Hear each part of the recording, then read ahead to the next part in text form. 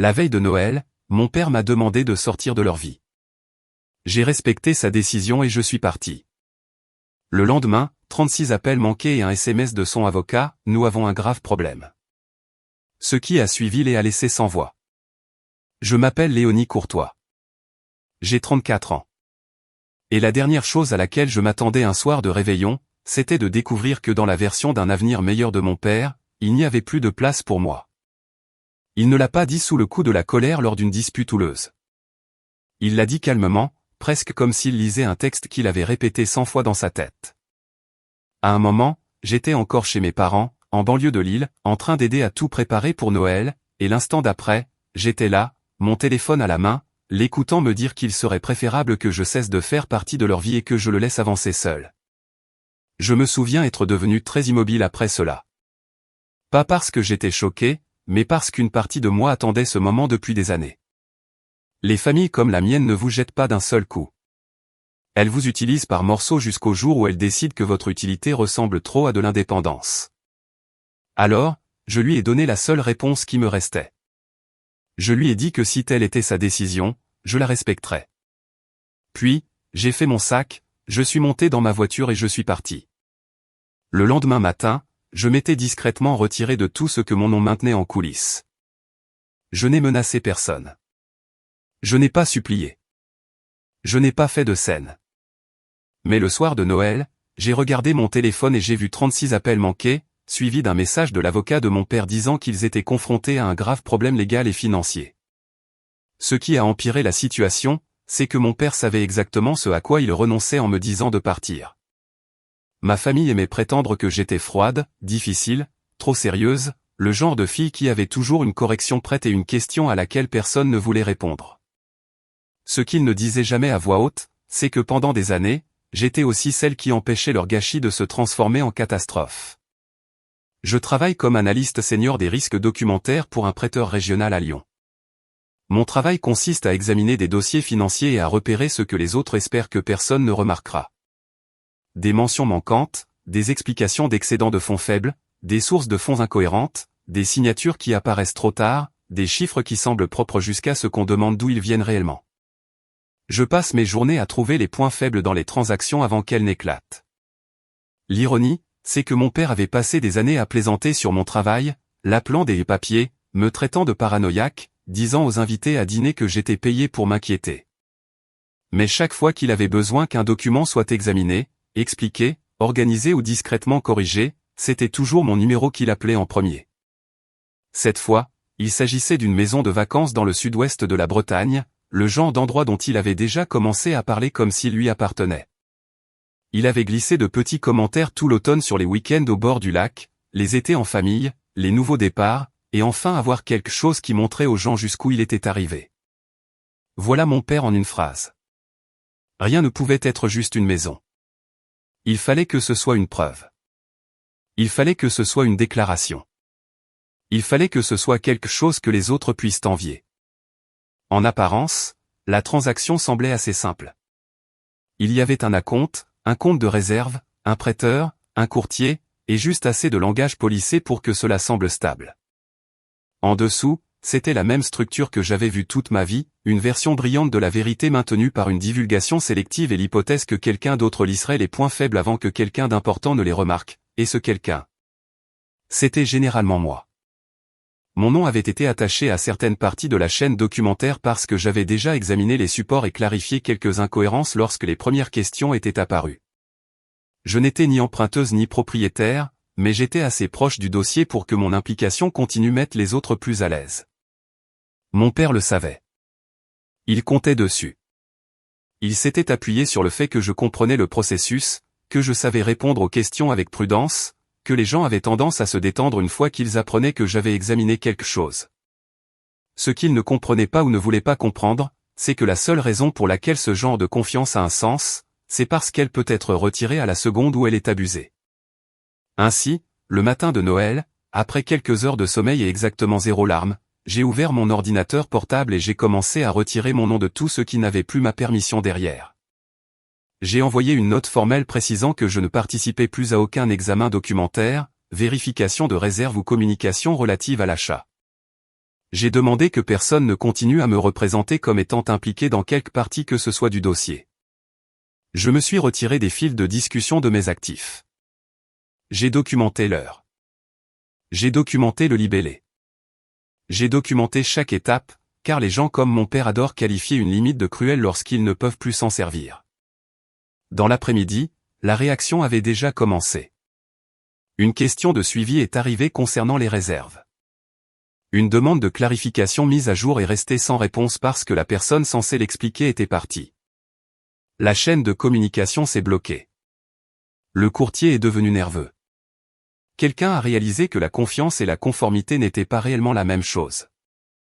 Assise seule dans mon appartement alors que la ville se taisait pour Noël, j'ai compris quelque chose avec une telle clarté que j'ai presque ri. Je n'avais pas fait s'effondrer leur avenir. J'avais juste cessé de porter la partie de celui-ci qu'il cachait derrière moi. Le soir de Noël, le silence que j'avais choisi pour moi avait disparu. Mon téléphone était resté face contre terre sur le comptoir de la cuisine la majeure partie de la journée, tandis que j'essayais de prétendre que les fêtes étaient encore juste une date sur le calendrier et non le moment exact où quelque chose dans ma famille s'était finalement brisé au point de non-retour. Quand je l'ai retourné ce soir-là, l'écran était presque comique, 36 appels manqués. Pas septembre 2036. La plupart venaient de mon père. Quelques-uns de ma sœur Delphine. 2 venaient de numéros que je ne reconnaissais pas, ce qui signifie généralement une de 2 choses dans de telles situations, soit quelqu'un essaie de régler un problème discrètement, soit quelqu'un a déjà assez peur pour commencer à chercher en dehors de la famille. Je suis resté assise là un bon moment à fixer ce chiffre, car moins de 24 heures plus tôt, mon père semblait absolument certain que la vie serait meilleure si je disparaissais de celle-ci. Apparemment, cette confiance n'avait pas survécu à la journée de travail après le matin de Noël. Les messages vocaux ont commencé par la colère. Ma sœur a été la première. Elle m'a accusé d'avoir gâché Noël, de punir tout le monde à cause d'une seule conversation, de toujours devoir avoir le dernier mot. Puis le ton a changé. Ces messages suivants étaient plus courts, plus serrés, moins dramatiques. Rappelle papa. S'il te plaît, réponds. Ça devient sérieux. Les messages de mon père ont suivi le schéma exact que j'aurais dû anticiper de sa part. Le premier était défensif, plein de fierté blessée et d'irritation, comme si la véritable offense était que j'avais pris ses paroles au pied de la lettre. Au troisième message, il réécrivait déjà l'histoire. Il a dit qu'il y avait eu un malentendu. Il a dit que personne n'avait voulu que les choses aillent si loin. Il a dit que nous devions gérer cela en famille. Cette phrase m'a presque fait rire à voix haute dans mon appartement vide. Gérer cela en famille. Je n'avais pas été traité comme un membre de la famille la veille au soir. J'avais été traité comme une dépense non désirée. Quelque chose d'incommode dont il était enfin prêt à se débarrasser. Mais maintenant que les papiers étaient bloqués et que les gens posaient des questions, soudain, j'étais de nouveau de la famille. C'était ce qui m'a le plus marqué. Pas la réprimande. Même pas la panique. C'était la vitesse. La vitesse à laquelle je suis passé de jetable à essentiel. Vers 21h, j'ai reçu un SMS d'un nom que je reconnaissais, Maître Gavin Dubois, l'avocat de mon père. Je l'avais rencontré une fois lors d'un dîner de charité des années auparavant et je me souvenais de lui comme l'un de ces hommes qui avaient toujours l'air cher sans faire trop d'efforts. Son message était court et dépourvu de tout vernis social. Nous sommes confrontés à un grave problème légal et financier. Veuillez me rappeler dès que possible. J'ai lu 2 fois, puis encore une fois, laissant chaque mot prendre sa place. Problème légal et financier, pas problème familial, pas problème émotionnel, pas malentendu, légal et financier. Cela m'a dit presque tout ce que je devais savoir avant même de lui rappeler. Cela signifiait que le problème était sorti de la sphère privée que ma famille préférait, pour entrer dans un espace où les mots comptaient, où les délais comptaient, et où la documentation comptait. Cela signifiait que quelqu'un avait dit quelque chose qu'il n'aurait pas dû dire, s'était fié à quelque chose sur quoi il n'aurait pas dû se fier, ou avait promis quelque chose qui ne pouvait plus être garanti maintenant que j'étais parti. J'ai reposé mon téléphone et je me suis préparé une tasse de café même s'il était tard. Dehors, la ville était calme de cette étrange manière des fêtes, comme si tout le monde avait convenu de rester dans sa propre vie pour une nuit. Je me suis tenu près de la fenêtre et j'ai pensé à toutes ces années passées à être qualifié de difficile chaque fois que je posais les questions que personne d'autre ne voulait poser. Combien de fois mon père avait-il levé les yeux au ciel quand je le mettais en garde contre l'exagération de quelque chose? Combien de fois Delphine avait-elle agi comme si ma prudence était de l'arrogance, comme si l'exactitude était une insulte personnelle? Et pourtant, quand cela comptait, ils construisaient leur confiance sur cette base. Ils la construisaient sur ma retenue, mon attention, ma capacité à faire tenir les choses sans exiger d'applaudissements pour cela. C'est là que j'ai compris la vérité si clairement. Cela ne laissait aucune place à la culpabilité. Ils ne m'avaient pas écarté parce que j'étais un échec pour eux. Ils m'avaient écarté parce qu'ils pensaient que je continuerais à les servir même après cela. Avant de me coucher, j'ai écouté un dernier message vocal de mon père. Sa voix était plus grave cette fois, plus plate. Il n'y avait plus de colère, juste de la tension. Léonie, rappelle-moi. Nous devons régler ça maintenant. Je l'ai supprimé sans répondre. Pour la première fois depuis très longtemps, je n'étais pas intéressé à régler quoi que ce soit pour lui. J'ai appelé Maître Dubois le lendemain matin, quelques minutes après 8 heures. Je m'attendais à de la pression, peut-être même un peu de théâtre juridique, ce genre de langage prudent que les gens utilisent quand ils veulent que vous vous sentiez responsable avant d'avoir réellement dit quoi que ce soit de concret. Ce que j'ai reçu à la place était bien plus utile, l'urgence. Une véritable urgence est difficile à déguiser, même dans une voix polie. Gavin m'a accueilli comme un homme qui essaie très fort de ne pas paraître alarmé et échoue quand même. Il m'a remercié d'avoir rappelé, puis est passé si rapidement au problème que j'ai su que ce qui se passait était déjà plus gros que ce que mon père avait espéré. Il a dit qu'il y avait de sérieuses inquiétudes concernant le dossier d'achat breton, que le prêteur avait signalé des incohérences liées aux réserves et à la liquidité. Et que la transaction risquait maintenant de s'effondrer entièrement à moins que certains points ne soient clarifiés immédiatement. Je l'ai laissé parler jusqu'à ce qu'il épuise ses phrases lisses. Et puis j'ai posé la seule question qui comptait, mon nom était-il toujours utilisé après mon retrait écrit? Il y eut une pause au téléphone qui dura peut-être 2 secondes, mais ce fut suffisant. Les gens peuvent cacher beaucoup de choses dans les mots. Ils cachent beaucoup moins dans le silence. Gavin s'éclaircit la gorge et dit que mon implication antérieure avait créé des attentes, que plusieurs parties avaient compris que j'étais toujours familière avec la documentation et que mon retrait soudain avait soulevé des préoccupations que personne n'avait anticipées. C'était la version d'un avocat pour dire oui. Oui, mon père avait continué de laisser les gens croire que j'étais toujours attaché au dossier après m'avoir dit de sortir de sa vie. Oui, le réconfort que mon nom procurait était toujours dépensé après que mon consentement ait disparu. Et oui, maintenant que tout s'effondrait, il voulait que je réintervienne juste assez longtemps pour les sauver des conséquences. Gavin a continué de parler. Il a expliqué que les passifs commerciaux de mon père étaient examinés plus attentivement qu'auparavant. Une ancienne dette d'entrepreneur qui était apparemment gérable sur papier semblait moins gérable lorsqu'elle était placée à côté des questions de réserve mises à jour. Il y avait ensuite un problème de liquidité disponible. Il n'a pas prononcé le nom de Delphine tout de suite, mais il n'avait pas besoin de le faire. Les familles ont des schémas et le mien n'a jamais été subtil. Finalement, il a admis qu'une ligne de crédit familial avait été tirée beaucoup plus lourdement que prévu, ce qui signifiait que le coussin financier que mon père prévoyait était plus mince que ce qui avait été initialement présenté. Je me suis penché en arrière sur ma chaise et j'ai regardé la lumière grise hivernale venant de la fenêtre de mon appartement. Chaque partie de cela était exactement ce que j'aurais prédit si quelqu'un m'avait donné le dossier sans noms attachés, confiance exagérée, réserve sous-expliquée, dette ancienne repoussée en arrière-plan, un membre de la famille supposant que l'accès à l'argent équivalait à avoir de l'argent. Et quelque part au milieu de tout ça, mon père agissant comme si la structure tiendrait simplement parce qu'elle avait toujours tenu auparavant. Gavin a finalement dit ce qu'il voulait vraiment demander. Il m'a dit que si j'étais disposé à fournir une courte clarification écrite, juste quelque chose de précis, juste quelque chose de simple, cela pourrait stabiliser le dossier assez longtemps pour maintenir l'achat en vie. Il a dit que personne ne me demandait de prendre une responsabilité. Il a dit que c'était davantage une question de restaurer la confiance et de prévenir les malentendus. Cela m'a presque fait sourire. Restaurer la confiance était exactement le problème. La confiance était ce que mon père vendait depuis le début. Confiance bâtie sur une vérité sélective et ma crédibilité professionnelle. Il ne demandait pas d'aide. Il demandait d'emprunter mon nom une fois de plus. J'ai dit très calmement à Gavin que je ne fournirais aucune clarification, aucune assurance, ni aucun libellé qui pourrait être interprété comme un engagement actuel. Je lui ai dit que je m'étais retiré par écrit, que j'avais documenté l'heure et la portée de ce retrait, et que toute communication après ce point avait été faite sans mon autorisation. Il a essayé une fois de plus doucement cette fois. Il a dit que cela pouvait devenir très sérieux pour mon père. Je lui ai dit que j'étais sûr que c'était déjà le cas. Puis, parce que je voulais que le message arrive là où il devait, j'ai dit, il m'a dit qu'il serait mieux sans moi. Je respecte sa décision. Un autre silence. Pas de choc cette fois, juste de la défaite. Gavin a alors changé de tactique.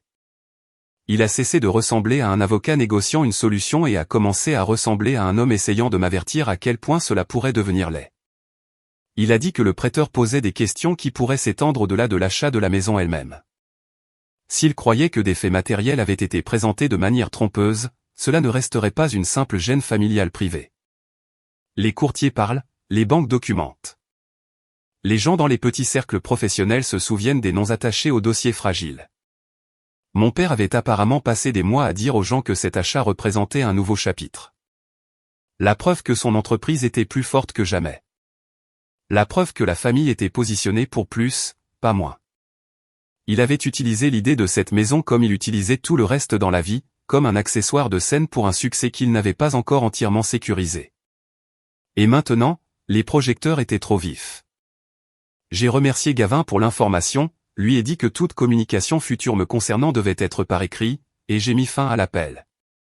Pendant quelques minutes, je suis resté assise avec mon téléphone à la main, sentant quelque chose de plus froid que la colère s'installer. C'était une chose que mon père m'insulte en privé. C'en était une autre de m'écarter et de continuer à dépenser la confiance professionnelle attachée à mon nom comme s'il s'agissait d'un bien familial. C'est à ce moment que la situation a cessé d'être triste pour devenir nette, claire, définitive. Il n'avait pas besoin de mon pardon. Il avait besoin de ma crédibilité retrouvée. Et c'était la seule chose que je ne lui donnerais plus jamais. J'ai appris plus tard que mon père était quand même allé à l'événement de réseautage des fêtes pour la chambre de commerce de Villeneuve cette même semaine, ce qui me disait tout ce que j'avais besoin de savoir sur lui. Certaines personnes perdent le contrôle d'une situation et deviennent silencieuses. Mon père a perdu le contrôle et a doublé la mise sur les apparences. Il avait déjà passé des semaines à parler de cette maison bretonne comme si c'était pratiquement acquis, glissant de petits détails polis dans ses conversations avec les entrepreneurs locaux, les prêteurs et toute personne qu'il pensait pouvoir impressionner.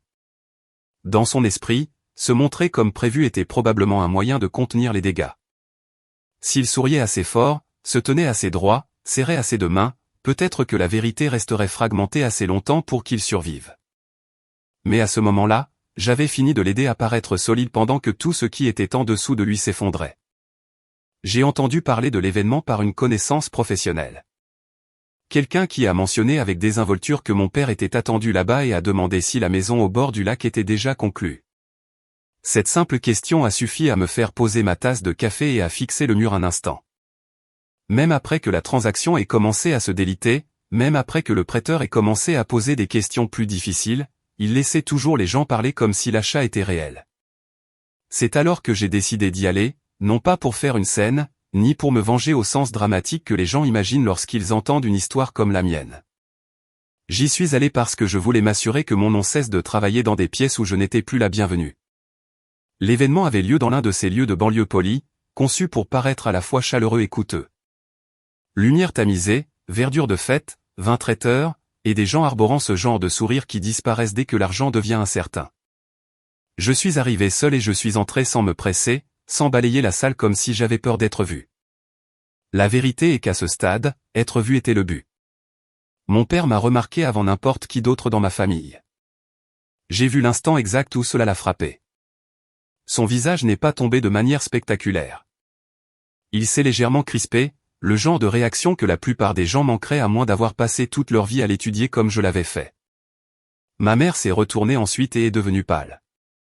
L'expression de Delphine est passée presque instantanément à cette même colère défensive qu'elle cherchait toujours lorsque la panique s'approchait trop près. Je ne suis pas allé directement vers eux. C'était important. J'ai pris mon temps, j'ai parlé brièvement à une ou deux personnes que je reconnaissais, j'ai accepté un verre d'eau gazeuse que je ne voulais pas vraiment, et j'ai laissé mon père se tenir là à se demander si j'étais venu pour le dénoncer ou simplement pour le regarder transpirer. L'anticipation peut être plus punitive que la confrontation si vous savez comment l'utiliser. Quand je me suis finalement approché, il se tenait avec un petit groupe d'entrepreneurs locaux et un homme que je reconnaissais d'un cercle bancaire régional. Cette partie me semblait presque trop pratique, mais la vie est rarement subtile lorsque la pression est suffisamment forte. Mon père m'a souri d'une manière censée paraître paternelle et posée. Mais il y avait quelque chose de frénétique derrière cela. Il a dit mon nom comme si nous avions parlé normalement ce matin-là, comme s'il ne m'avait pas dit quelques jours plus tôt que je devais cesser de faire partie de sa vie. Je l'ai regardé et j'ai dit très calmement, « Papa, as-tu informé le prêteur que je ne suis plus impliqué dans le dossier ?» La conversation autour de nous s'est arrêtée si rapidement que c'était presque physique. Personne n'a bougé au début. Mon père a émis un petit rire, le genre que les hommes utilisent lorsqu'ils pensent pouvoir encore réduire un problème à un simple malentendu s'ils en paraissent amusés. Il a dit, ce n'était vraiment pas l'endroit. J'ai hoché la tête et j'ai dit, alors cela aurait dû être réglé lorsque je me suis retiré par écrit. Ma mère a essayé d'intervenir immédiatement, parlant trop vite, disant qu'il y avait eu confusion sur le calendrier, sur la communication, sur ce que j'avais exactement voulu dire. Je l'ai à peine regardé.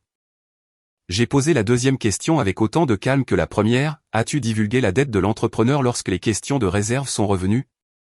Cela a attiré l'attention du banquier qui se tenait à proximité. Son expression a changé de cette petite manière professionnelle que les gens de la finance adoptent lorsque quelque chose passe de la rumeur au risque. Delphine m'a dit d'arrêter. Elle m'a demandé ce qui n'allait pas chez moi. Elle a dit que j'humiliais la famille pour un problème privé. Je me suis tourné vers elle alors et j'ai dit, cela a cessé d'être privé lorsque mon nom a continué d'être utilisé après que j'ai dit non. Cette phrase a eu plus d'impact que je ne l'aurais cru. Peut-être parce qu'elle était simple. Peut-être parce que tout le monde à portée de voix savait exactement quel genre de phrase les gens ne disent que lorsqu'ils ont la documentation pour la soutenir. La voix de mon père a baissé lorsqu'il m'a répondu, ce qui était toujours un mauvais signe. La colère froide était la version de lui qui s'attendait à l'obéissance. Il a dit que j'étais émotionnel. Cela aurait presque été drôle si ce n'était pas si prévisible. Émotionnel, le mot que les hommes comme lui utilisent lorsqu'une femme parle trop clairement en public. Je l'ai regardé droit dans les yeux et j'ai posé la question la plus importante, utilises-tu toujours mon nom après mon retrait écrit? Cette fois, il n'y eut pas de rire facile, pas de redirection polie, pas de prétention que j'étais confuse. Le banquier a parlé avant que mon père ne puisse le faire. Il a demandé directement et sans beaucoup de douceur s'il y avait eu recours à mon implication continue dans le dossier d'achat. Un autre homme du groupe, quelqu'un qui possédait une entreprise de fourniture commerciale que mon père essayait d'impressionner depuis des mois, a reculé d'un demi-pas sans se rendre compte de ce qu'il faisait. C'était ça, la réputation. On peut passer des années à la construire et la voir s'effondrer dès que la confiance commence à sentir cher. Ma mère a commencé à dire que nous étions tous une famille, et que cela avait simplement dégénéré. Je l'ai regardé alors et je lui ai enfin donné la seule phrase que je portais sur moi depuis le réveillon. Un malentendu n'arrive généralement pas par écrit la veille de Noël. Cela l'a complètement réduite au silence. Delphine a essayé à nouveau, plus fort cette fois, disant que j'avais toujours pensé que j'étais meilleur que tout le monde. Que j'aimais faire sentir les gens petits. Que c'était exactement pour ça que personne ne pouvait jamais me parler. Je l'ai laissé dérouler sa performance parce que la rage paraît enfantine à côté de la précision. Puis j'ai dit, je ne suis pas venu ici pour humilier qui que ce soit. Je suis venu ici parce que je ne vais pas laisser mon nom continuer à travailler dans des pièces où je ne suis plus la bienvenue. Personne n'avait grand-chose à dire après ça. Il n'y avait plus vraiment rien à dire. Mon père avait passé trop de temps à supposer que mon silence signifiait loyauté, que mon professionnalisme appartenait à la famille par défaut, qu'il pouvait me pousser dehors en privé et continuer à encaisser le crédit que j'avais bâti publiquement. Debout dans cette salle décorée, entouré de gens qui comprenaient soudainement plus qu'ils ne l'auraient jamais voulu, j'ai réalisé quelque chose de presque paisible. Je n'étais pas celle qui détruisait son image. Je refusais simplement de continuer à me tenir derrière elle. J'ai posé mon verre intact, ajusté mon manteau, et je suis parti avant que quelqu'un ne tente de transformer cela en une scène plus bruyante. Alors que les portes se refermaient derrière moi, j'ai entendu la pièce se remettre en mouvement. Pas à la normale, mais dans ce rythme tendu et murmure dans lequel les gens tombent après avoir été témoins de la première fissure visible chez quelqu'un qu'ils considéraient comme solide.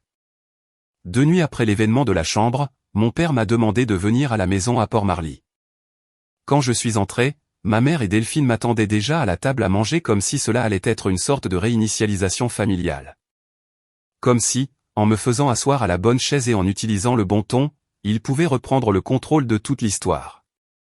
Mon père a immédiatement commencé à réécrire le réveillon, disant qu'il avait parlé sous le coup de la colère et que personne ne voulait que les choses aillent si loin. Ma mère a mis cela sur le compte du stress et a dit que les fêtes avaient tout aggravé. Delphine a dit que j'aurais dû savoir ne pas prendre ses paroles au pied de la lettre, comme si lui dire de cesser de faire partie de la famille était censé sonner inoffensif quand il le disait. J'ai laissé parler, puis j'ai fouillé dans mon sac et j'ai placé mes emails imprimés, les eurodatages et mes avis de retrait sur la table un par un. La pièce est devenue silencieuse après cela. Mon père m'a accusé de l'humilier et de saboter la famille, mais la vérité est sortie plus vite qu'il ne l'avait prévu. Il a admis qu'il avait supposé que je retarderais l'achat de mon propre appartement si la maison bretonne nécessitait plus d'argent et que je ferais ce que j'avais toujours fait, intervenir, absorber la pression et protéger la famille des conséquences de ses propres choix. C'est le moment où tout est devenu simple. Il n'avait jamais été question d'une seule phrase de colère le soir de Noël. Il s'agissait du fait qu'il croyait que mon avenir était quelque chose qu'il pouvait encore utiliser, même après m'avoir dit que je n'appartenais plus à sa vie. Je l'ai regardé et j'ai dit, vous n'avez pas demandé d'aide. Vous avez budgétisé mon avenir comme s'il vous appartenait déjà. Puis je me suis levé, j'ai pris mon sac, et je lui ai dit qu'il avait dit qu'il serait mieux sans moi, et je le laissais enfin vivre de cette façon. J'ai quitté la maison sans me retourner. Et pour la première fois depuis des années, je me sentais plus légère que coupable. Comme si j'avais enfin cessé de porter un poids que ma famille avait toujours appelé amour, seulement lorsqu'ils avaient besoin de quelque chose de moi. Ce qui s'est passé après n'a pas été bruyant ou dramatique de la manière dont les gens s'y attendent lorsqu'ils entendent le mot vengeance. Il n'y a pas eu d'excuse à ma porte, pas de discours qui a tout changé, pas de moment soudain où mon père est devenu l'homme qu'il aurait dû être. Ce qui s'est passé à la place a été plus lent, plus froid et bien plus satisfaisant. Les conséquences qu'il avait passé des années à éviter l'ont finalement rattrapé, et pour la première fois de ma vie, je n'étais pas entre lui et la chute. L'affaire de la maison bretonne s'est complètement effondrée en quelques jours.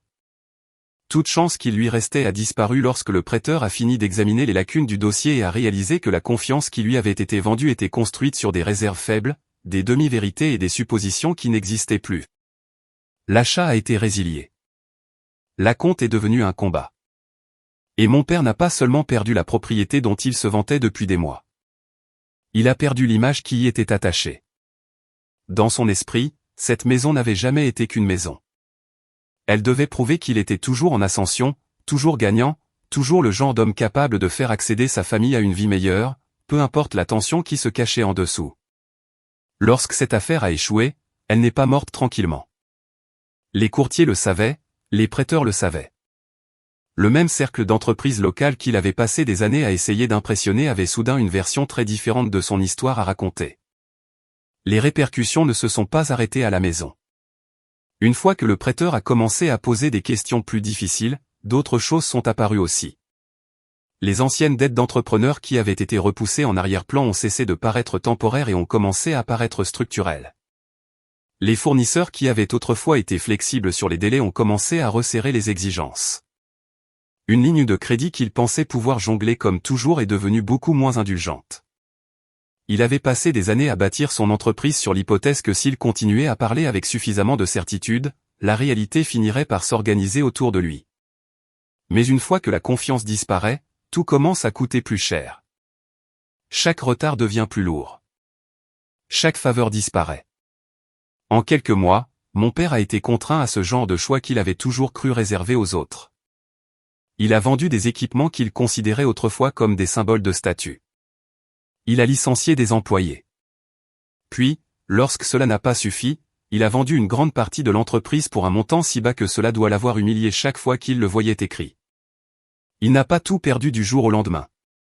Il l'a perdu morceau par morceau, ce qui était pire. Et la partie qui l'aurait le plus tourmenté était celle-ci, rien de tout cela ne s'est produit parce que je l'ai attaqué. Cela s'est produit parce que j'ai cessé de le protéger. Cette distinction comptait pour moi. Je n'ai pas détruit mon père. J'ai cessé de lui prêter des parties de moi-même qu'il n'avait pas le droit de dépenser. Delphine n'a pas non plus échappé aux répercussions. Pendant des années, elle avait évolué dans la vie croyant qu'il y aurait toujours un autre filet, un autre sauvetage, une autre personne dans la famille disposée à absorber le coût réel de ses choix. Une fois que l'affaire de la maison a échoué et que la pression financière a cessé d'être théorique, ses propres habitudes sont devenues impossibles à ignorer, la ligne de crédit qu'elle avait vidée revenait dans des disputes que je n'étais plus là pour atténuer. Le shopping, les voyages et la version polie d'une vie plus stable qu'elle ne l'était vraiment ont commencé à paraître différents lorsque la facture ne pouvait plus être repoussée dans le futur. Elle a dû renoncer à l'appartement de luxe qu'elle s'efforçait de payer. Le SUV Tapa accent Graveleuil a disparu. J'ai appris par des proches qu'elle m'avait d'abord blâmé pour tout cela. Bien sûr que oui. Mais le blâme se fatigue lorsque la réalité continue d'arriver à l'heure. Finalement, même elle a dû s'adapter. Elle a déménagé dans un endroit plus petit, a trouvé du travail supplémentaire et a appris ce que cela faisait lorsque personne dans la famille n'avait assez de stabilité pour transformer ses imprudences en inconvénients temporaires. Ma mère a aussi payé, bien que d'une manière plus silencieuse. Elle n'a pas perdu d'entreprise, et elle n'a pas perdu la maison. Ce qu'elle a perdu, c'est la capacité de prétendre qu'elle était séparée des dégâts tout en bénéficiant. Elle avait toujours aimé jouer la traductrice bienveillante, celle qui qualifiait la cruauté, la manipulation, la pression et la trahison de malentendus. Après que tout se soit effondré, ce rôle a cessé de fonctionner. Certains de ses amis se sont éloignés. Les invitations se sont raréfiées. L'aisance sociale sur laquelle elle avait toujours compté est devenue tendue. Les gens ont fait ce qu'ils font toujours lorsque la confiance est contaminée, ils sont devenus polis de loin. Quant à la chambre de commerce, la présence de mon père là-bas n'a pas non plus survécu. Il n'a pas été publiquement dénoncé. La vie est généralement moins théâtrale que cela. C'était pire. Il est devenu un homme auprès de qui les gens ne se précipitaient plus pour se tenir. On l'écoutait plus attentivement et on lui faisait moins confiance automatiquement.